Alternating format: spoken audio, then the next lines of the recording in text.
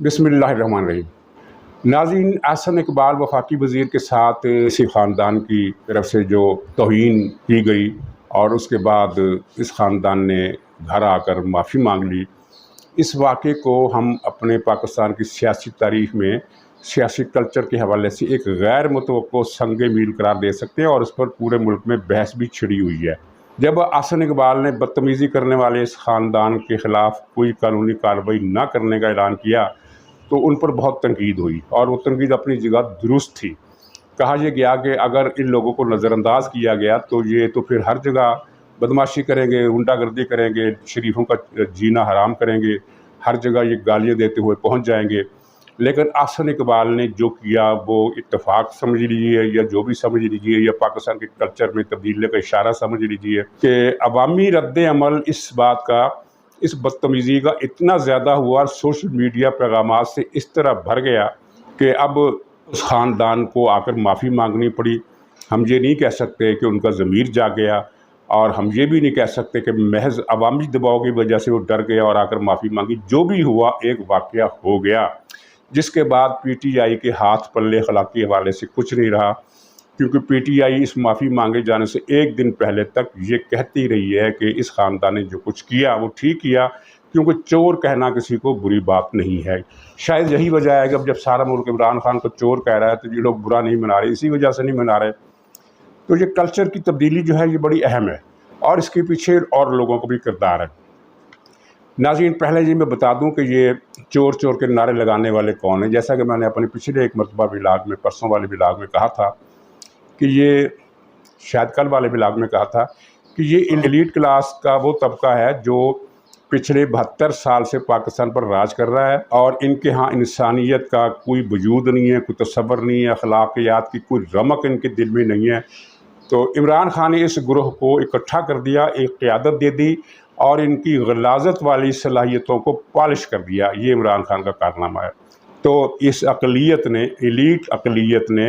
جو گند پچھلے 6-7 برسوں سے اور خاص طور پر 4-5 برسوں سے مچایا ہوا ہے، اس پر عوامی رد عمل آنا شروع ہو گیا، اور اب یہ بیک فٹ پر ہے۔ اور ناظرین، یہاں مولانا فضل الرحمان کی ایک بات کو داد دینا پڑے گی۔ انہوں نے کہا کہ ان آنٹیوں کو کیا تکلیف ہے اگر پاکستان میں جمہوریت بحال ہوتی ہے، آئین سر بلند ہوتا ہے،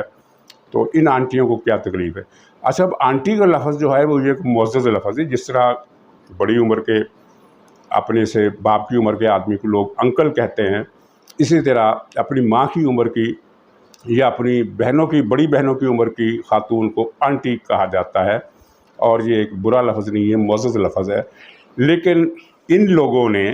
اس لفظ کو بدنام کر دیا، اور مولانا فضل الرحمان نے اس لفظ کو استعمال کر کے مہر لگا دی۔ اب صورتحال یہ ہے، ایک 40 سال کی عورت اگر کہیں ایلیٹ کلاس کی گالی بک رہی ہے، تو وہاں کھڑے لوگ، جن میں بہت سارے 50 سال کی عمر کے ہوں گے، 60 سال کی عمر کے ہوں گے، وہ یہ کہتے ہیں کہ دیکھو آنٹی بکواس کر رہی ہے۔ یعنی آنٹی کی اس مبینہ آنٹی کی عمر سے 20 سال بڑے لوگ بھی اس عورت کو آنٹی کہہ رہے ہیں۔ یعنی گویا کہ اب آنٹی کا تعلق اس بات سے نہیں ہے کہ وہ عمر میں بڑی ہے، بلکہ اس لحاظ سے ہے کہ وہ کتنی بد اخلاق ہے، بد حیا ہے، بے شرم ہے، بدتمیز ہے، گالیاں دے رہی ہے، بکواس کر رہی ہے، خرافات بک رہی ہے، اپنی کلاس کی اصلیت دکھا رہی ہے، اپنے خاندان کی تربیت کا معیار بتا رہی ہے۔ تو ایسی عورت کو آنٹی کہا جاتا ہے، اور حد تو یہ ہے کہ 16-17 سال کی جو بچیاں ہیں، یہ بلکہ 12 سال کی بچیاں ہیں، وہ گالیاں بکتی ہیں تو لوگ کہتے ہیں یہ آنٹیاں ہیں۔ یعنی آنٹی اب ایک نئے معنوں میں لفظ استعمال ہونے لگا ہے، اور اس جوابی عوامی رد عمل نے ان کو بیک فٹ پر جانے پر مجبور کر دیا ہے۔ اور یہ وہاں واقعہ پیش آیا تو اس کے بعد فیملی نے جس طرح کر معافی مانگی۔ اب آپ جو مرضی کہیں پی ٹی آئی والے، اس معافی نامے کے واقعے نے اور اس سے پہلے اس بدتمیزی پر ہونے والے عوامی رد عمل نے پی ٹی آئی کو کارنر سے لگا دیا ہے۔ اور وہ جو عمران خان کہا کرتا ہے کہ ہمیں دیوار سے لگایا جا رہا ہے، تو یہ ہے وہ دیوار جس میں آپ لگ رہے ہیں، اور آپ اپنی حرکتوں کی وجہ سے لگ رہے ہیں۔ ناظرین، یہ کلچر کی ایک بڑی تبدیلی ہے۔ اور ناظرین، یہ جو کلاس ہے یہ آپ کو کہاں ملے گی؟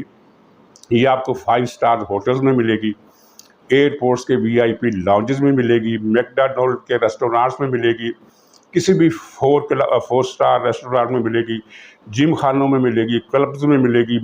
مساج ہاؤسز میں، بیوٹی پارلرز میں ملے گی، بڑے بیوٹی پارلرز میں یہ کلاس وہاں ملے گی۔ وہاں جو بھی آدمی، معروف آدمی، سیاستدان، جمہوری ذہن کا آدمی، آئینی پاسداری کا حامی، جس طرح کے احسن اقبال، جو بھی آدمی ان جگہ پر جائے گا وہ اسے اس رد عمل کا سامنا، ان لوگوں کے گالی گلوچ، بکواس، خرافات، ان کی غلیظ دہنی کا سامنا کرنا پڑ سکتا ہے، کیونکہ یہ مخلوق زیادہ تر انہی علاقوں میں پائی جاتی ہے۔ اس کے برعکس آپ پی ٹی آئی والوں کو کہیے کہ جناب ان علاقوں سے نکلے، ان پوش اڈوں سے نکلیے، انارکلی میں آئیں، سرکل بازار میں آئیں، فیروز پور روڈ پر آئیں، لالو کھیت میں آئیں، گاڑی کھاتا میں آئیں، تلک چاڑی میں آئیں، راجہ بازار میں آئیں، تو پھر دیکھیں کہ عوام آپ کو کیا رد عمل دیتے ہیں۔ یہ اتنے جھوٹے ہیں کہ اس ریسٹورانٹ میں اور لوگ بھی تھے، یہ 4 یا 5 افراد کی فیملی تھی، میاں بیوی تھے، ایک بڑی عمر کی لڑکی تھی، ایک بچی تھی اور ایک لڑکا تھا، 6 آدمی ہوں گے۔ تو انہوں نے احسن اقبال کو چور چور کہا اور اسے بدتمیزی کی۔ تو پی ٹی آئی کے سوشل میڈیا نے اور ان کے ٹی وی پر بیٹھے ہوئے ٹاؤٹ اینکر ٹاک پرسنز نے یہ بات پھیلائی کہ عوام کا رد عمل، بھائی وہ ایک فیملی تھی، عوام نہیں تھی، ایلیٹ کلاس کی فیملی تھی، عوام کی فیملی نہیں تھی، اور عوام تو وہاں اور بھی تھے جو حیرت سے یہ تماشا دیکھ رہے تھے۔ ظاہر ہے وہاں مداخلت کرنے کا کلچر اس کلاس میں اس طرح نہیں ہے جس طرح پی ٹی آئی نے اب یہ ایگریشن کے ذریعے سے بنا لیا ہے، تو باقی لوگ تماشا دیکھتے رہے۔ اگر وہ بھی ان کے احسن اقبال کے خلاف ہوتے تو وہ بھی چور چور کے نعرے لگاتے، لیکن چور چور کا نعرہ صرف ایک فیملی نے لگایا جس میں ایک 9، 10، 11 سال کی بچی تھی،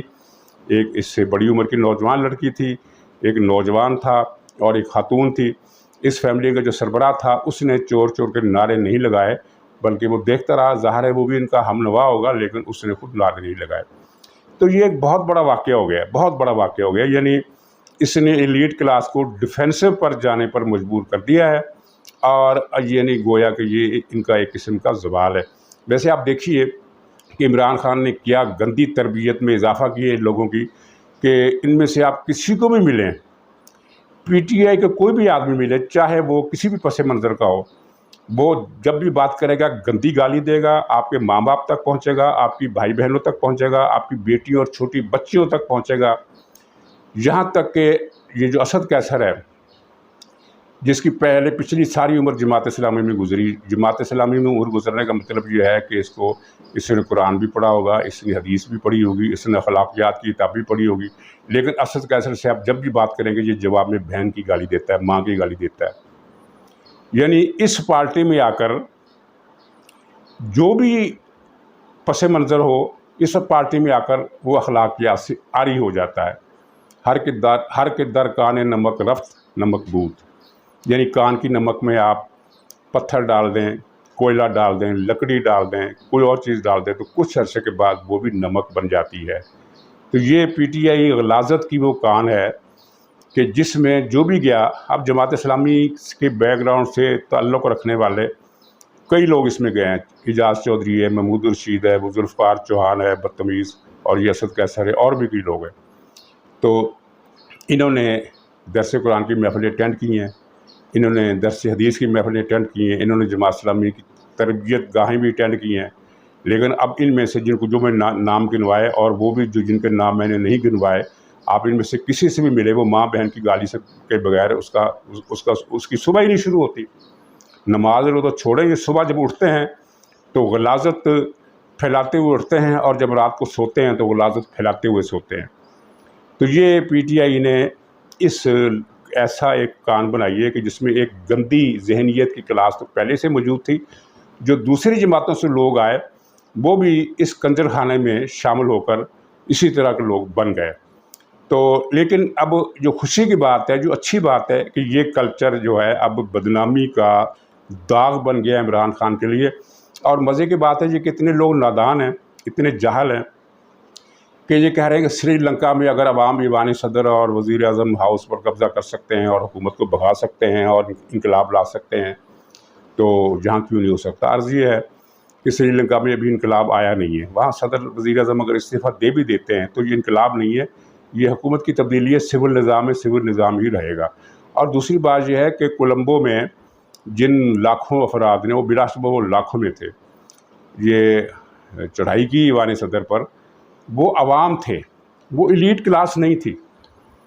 25 مارچ کے دھرنے میں میجارٹی ایلیٹ کلاس کی تھی، اور جب انہوں نے پولیس کو آتے ہوئے دیکھا تو بھاگ کھڑے ہوئے، پولیس کا مقابلہ کیا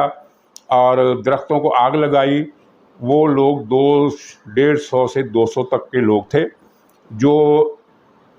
عمومی ایلیٹ کلاس سے تعلق نہیں رکھتے تھے، بلکہ وہ گلگت بلتستان سے آنے والے پیشہ ور گنڈے تھے